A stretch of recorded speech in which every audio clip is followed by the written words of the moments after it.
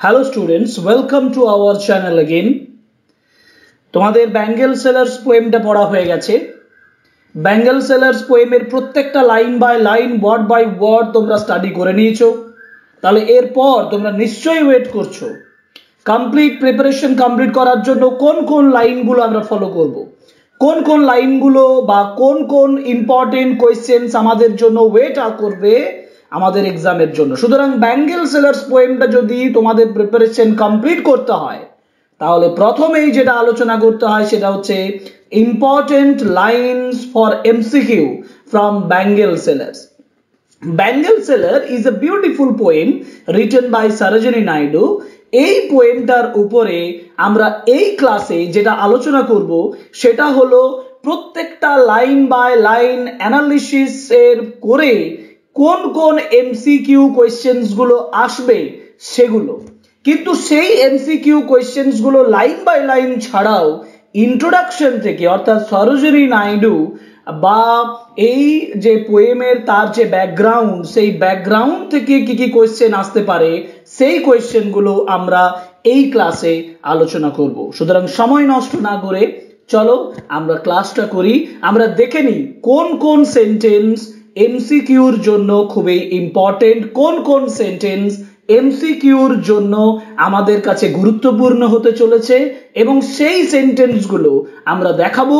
তোমরা সেই সেন্টেন্সগুলো ভালোভাবে আন্ডারলাইন করে নেবে এবং খাতায় নোট করে নেবে। আশা করি তোমাদের এই ক্লাসটা খুবই ভালো লাগবে। ফার্স্ট যে বিষয়টা আমরা যেটা বললাম important lines for MCQ the bangle seller Sarojini Naidu. আমরা ডান দিকে দেখো, তোমরা স্ক্রিনে ডান দিকে আমরা দেখিয়েছি পুরো পোয়েমটা, যে পোয়েমটা 1 2 3 4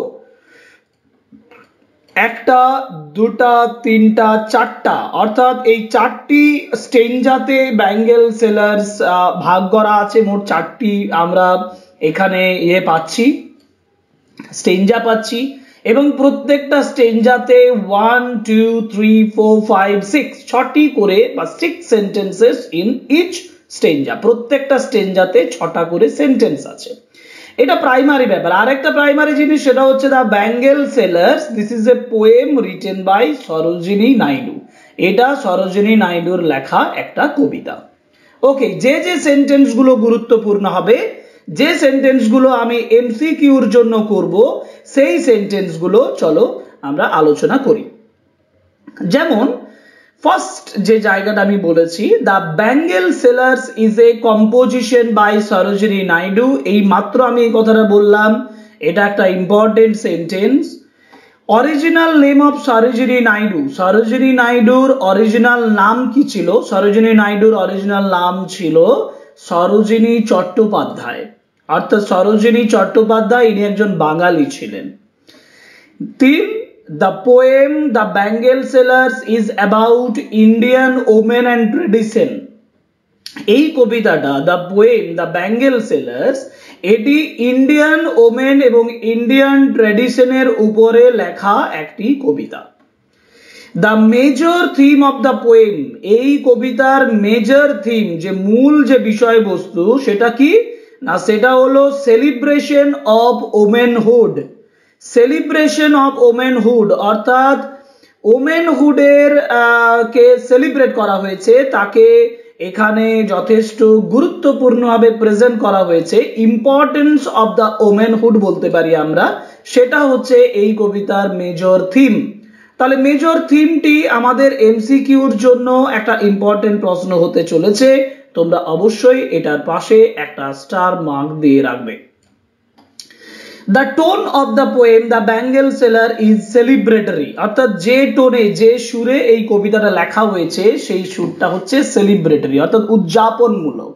সেলিব্রেটরি মুডে সেলিব্রেটরি টোনে এই ব্যাঙ্গেল সেলার্স পোয়েমটি লেখা হয়েছে।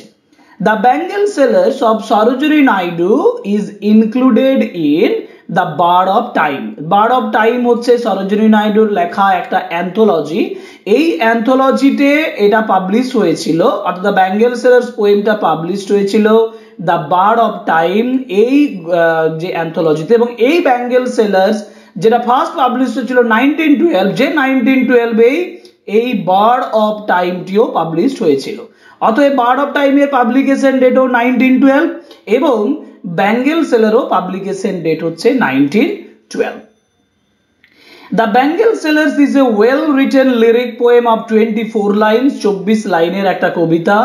আমি ইনফরমেশনস গুলোতে আন্ডারলাইন করে দিচ্ছি যে ইনফরমেশনস গুলো আমি এমসিকিউর জন্য গুরুত্বপূর্ণ মনে করব, এবং এখান থেকে একটা কোশ্চেনও তোমরা বাইরে পাবে না, এবং আমি যে ইম্পর্টেন্ট এমসিকিউ গুলো করে দিচ্ছি লাইনস গুলো, সেগুলো থেকে একটাও তোমরা বাইরে পাবে না, আমি গ্যারান্টি দিচ্ছি।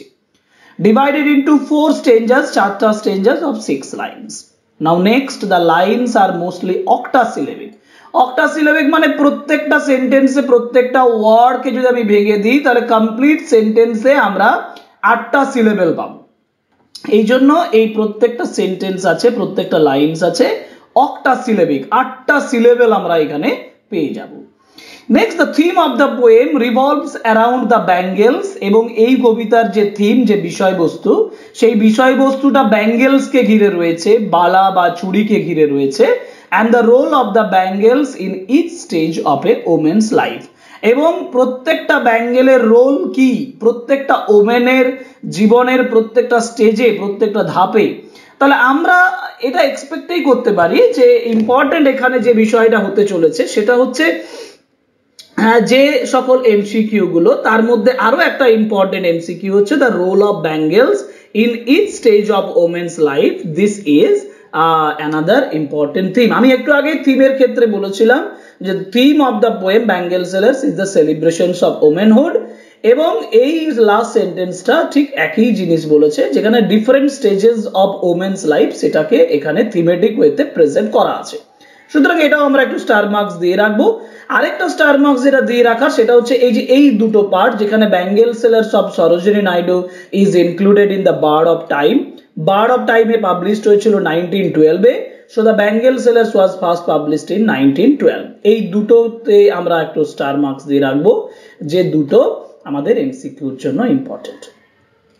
এরপর আমরা যেটা দেখব সেটা হচ্ছে প্রত্যেকটা স্টেঞ্জা ওয়াইজ দেখে নেব কোন কোন সেন্টেন্স গুলো থেকে কি কি ইনফরমেশন আমাদের কোয়েশ্চেন হিসাবে এমসিকিউতে থাকতে পারে। এবং আমি আবার বলছি যে this are the most important lines that you have ever prepared. তুমি যতই প্রিপারেশন করো এই সেন্টেন্স গুলোকে তুমি কখনো অ্যাভয়েড করতে পারবে না। আমরা তার জন্য স্টেঞ্জা ওয়াইজ দেখিয়ে দেব। যেমন ফার্স্ট স্টেঞ্জা 1, স্টেঞ্জা 1-তে বলছে the speaker in the poem bangle seller. Bangle সেলারের স্পিকার, বক্তা, ব্যাঙ্গেল সেলার পোয়েমের বক্তাকে, বক্তা হলেন ব্যাঙ্গেল সেলার। ব্যাঙ্গেল সেলার মানে যিনি ব্যাঙ্গেল বিক্রেতা তিনি হচ্ছেন বক্তা। ইজ বা ব্যাঙ্গেল সেলার্স করতে পারি, আর থাকলে ব্যাঙ্গেল সেলার্স করব, ইজ করলে ব্যাঙ্গেল সেলার করব। The bangle sellers are heading towards. Bangle সেলাররা কোন দিকে হেডিং করছে, অর্থাৎ কোন দিকে এগিয়ে যাচ্ছে, এটা কিন্তু পোয়েমের থেকে আমরা পেয়ে যাব।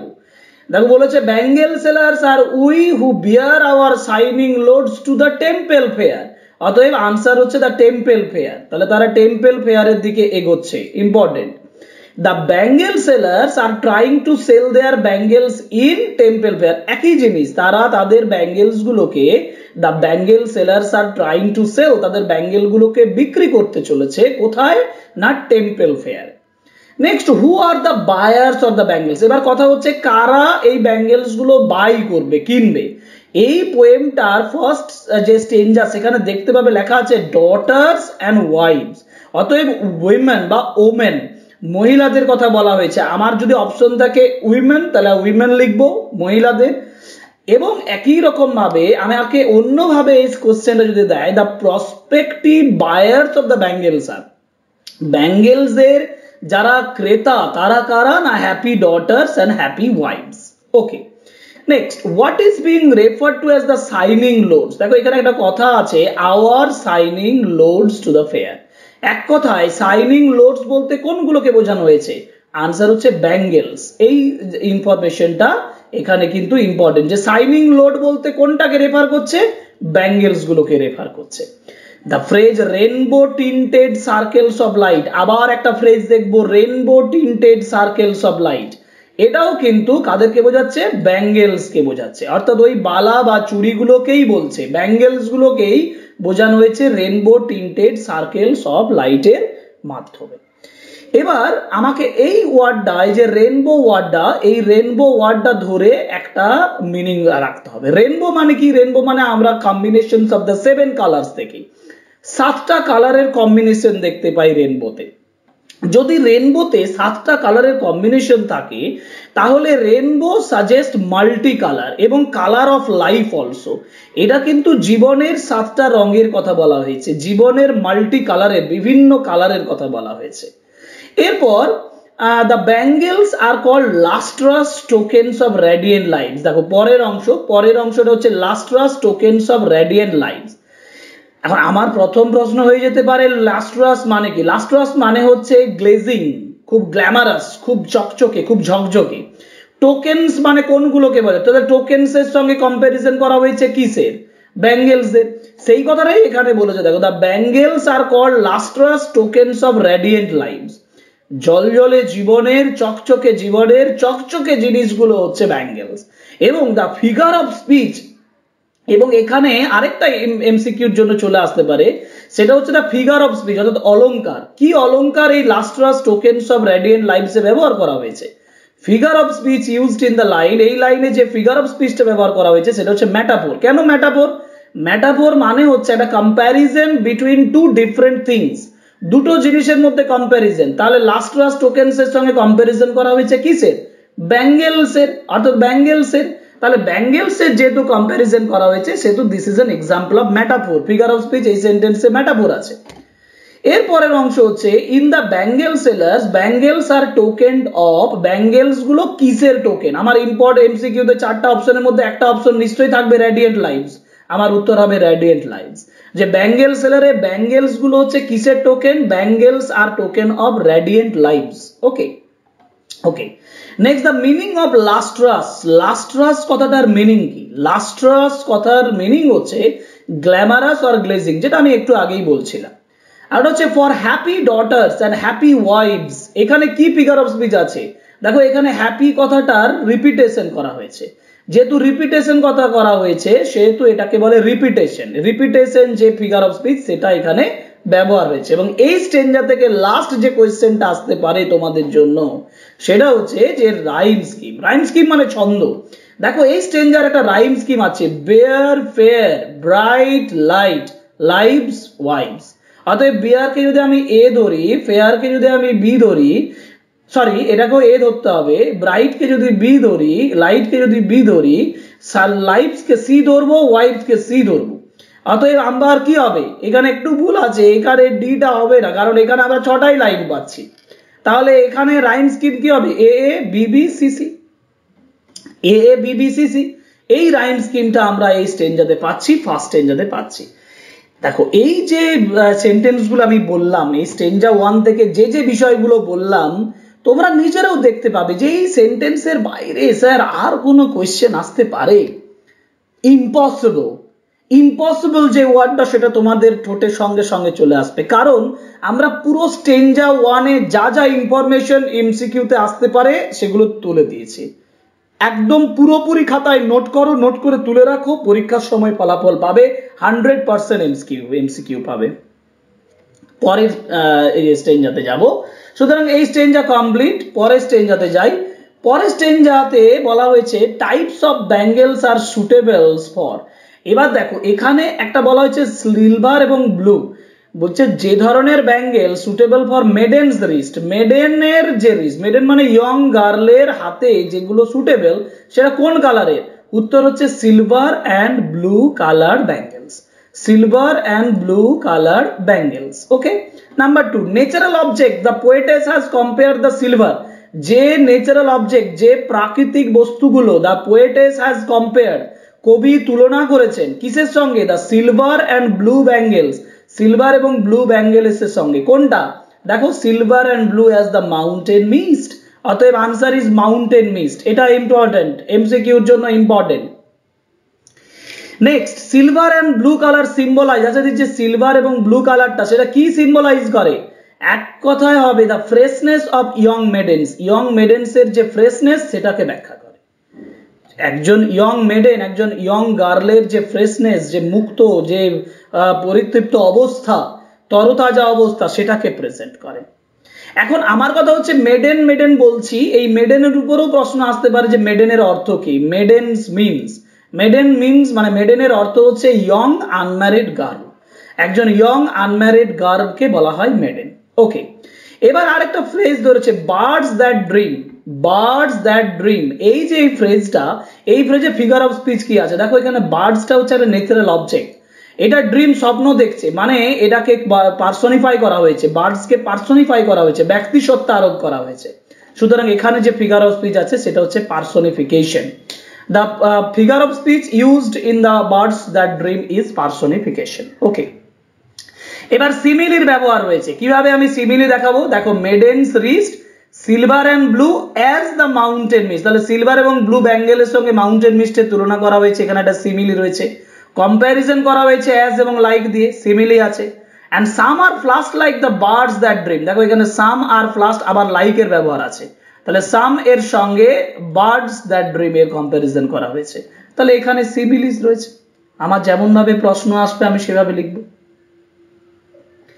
এরপরে থাকছে সাম অফ দেম আর ফ্লাস্ট। এই যে ফ্লাস্ট কথাটা, এই ফ্লাস্ট কথাটা কিসের কি কালারকে সিম্বলাইজ করে? ফ্লাস্ট কথাটা যে কালারকে সিম্বলাইজ করে সেটা হচ্ছে পিঙ্ক অ্যান্ড লাইট রেড। এটা ইম্পর্টেন্ট, পিঙ্ক এবং লাইট রেড, এটা ফ্লাস্টের মাধ্যমে বোঝাচ্ছে।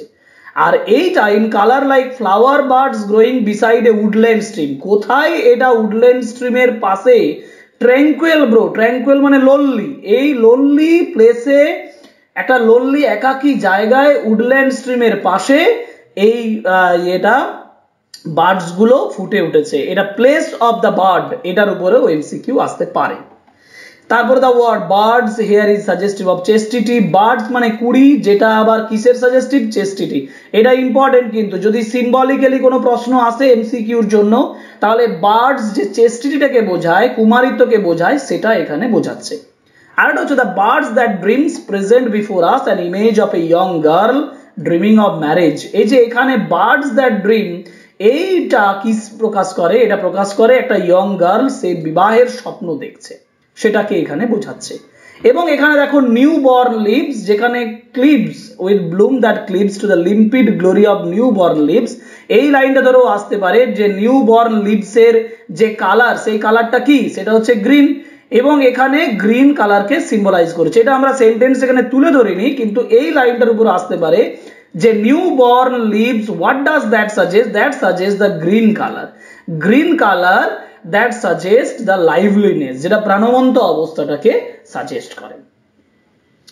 সো এটা হলো সেকেন্ড স্টেঞ্জা। সেকেন্ড স্টেঞ্জা থেকে যা যা কোয়েশ্চেন তোমরা পাবে সেটা আমি এখানে দেখিয়ে দিয়েছি। এরপরে যেটা যাব সেটা হচ্ছে থার্ড স্টেঞ্জা। থার্ড স্টেঞ্জাতে দ্য গোল্ডেন এবং yellow colour bangles are suitable for a bride. এখানে যার কথা বলা হয়েছে থার্ড স্টেঞ্জাতে সেটা হচ্ছে ব্রাইডের কথা, একজন কনের কথা, যে কনের কাছে গোল্ডেন এবং yellow colour bangles are suitable. MCQ আসতেই পারে যে গোল্ডেন এবং ইয়েলো কালারের যে bangles, to whom the gold or yellow colour bangles are suitable, কাদের কাছে সুটেবল? না, আনসার হবে ব্রাইডের কাছে। দ্বিতীয় হচ্ছে ব্রাইডাল মর্ন। ব্রাইডাল মর্ন বলতে কি বোঝানো হয়েছে? এটা হচ্ছে morning of the bride, that is the day of the marriage, the morning of the day of the marriage, বিবাহের দিনের ডেটাকে বোঝানো হয়েছে, মর্নিংকে বোঝানো হয়েছে।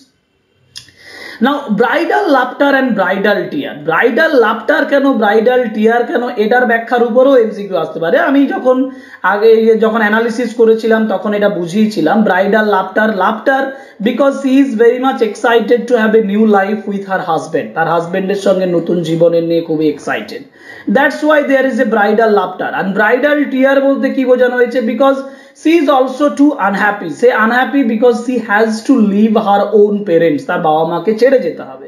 এই ব্যাখ্যাটার উপরে কিন্তু জয় এবং সরোজে রয়েছে গেটিং ম্যারিড এর, সেটার উপরও এমসিকিউ আসার চান্স রয়েছে।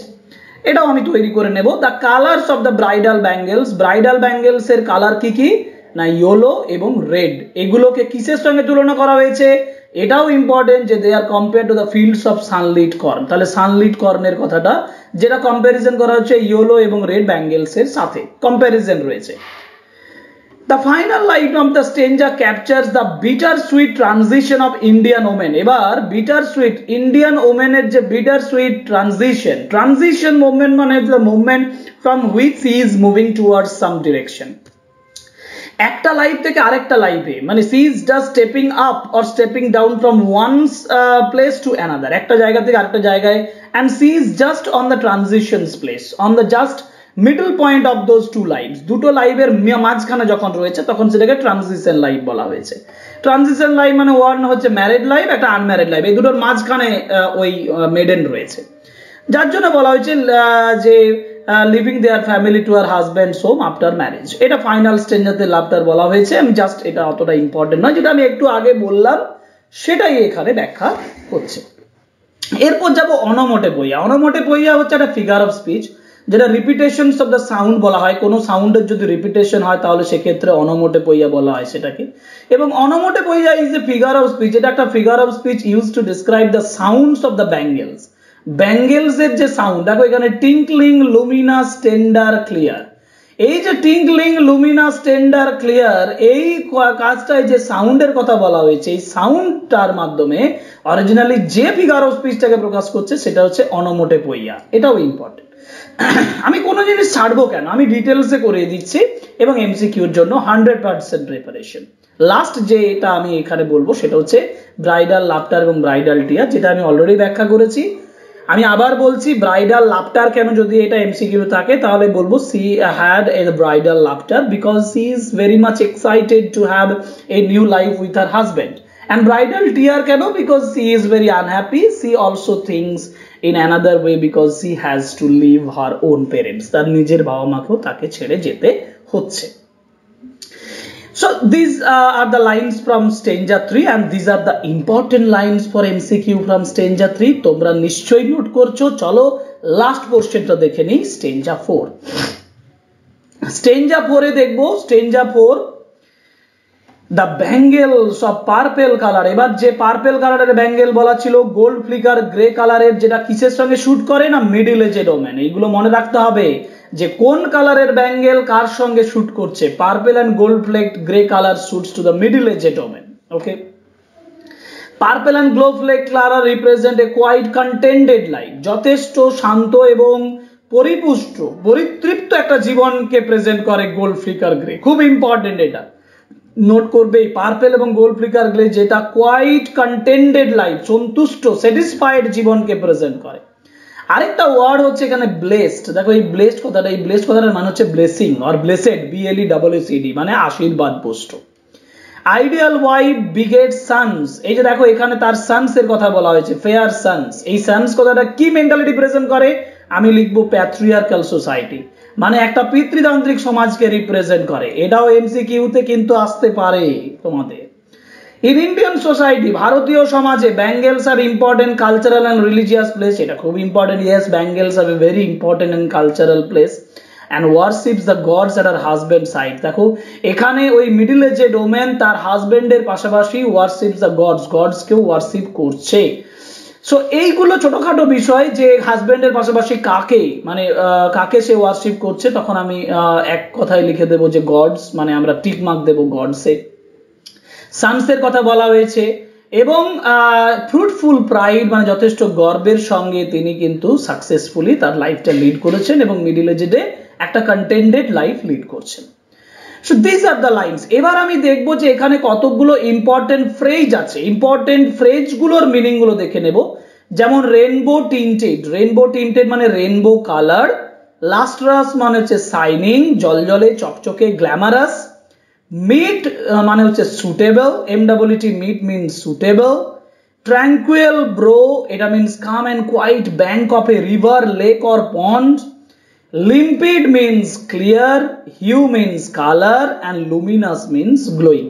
এই সিনোনিম গুলো মনে রাখবে অবশ্যই। আমি আরো একবার রিপিট করছি, rainbow tinted means rainbow colour, lustrous means shining, glamorous, meet means suitable, tranquil brow means calm and quiet bank of a river, lake, pond etcetera.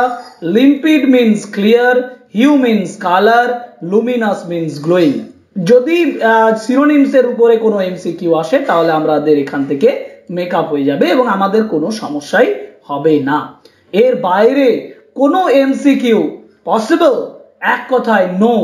So everything we have discussed here is about the MCQ of the Bengal sellers, এবং একটা MCQ এর বাইরে থেকে আসবে না, এবং তোমাদের preparation সেখানে কমপ্লিট হবে, আই থিংক সো। এবং এই ক্লাসটা অবশ্যই A to Z beginning to ending follow করো, তাহলে বুঝতে পারবে যে এই এমসিকিউ প্রিপারেশন কমপ্লিট করতে গেলে এই ক্লাসের গুরুত্ব কতটা। So that's for today and see you in our next class. Thank you.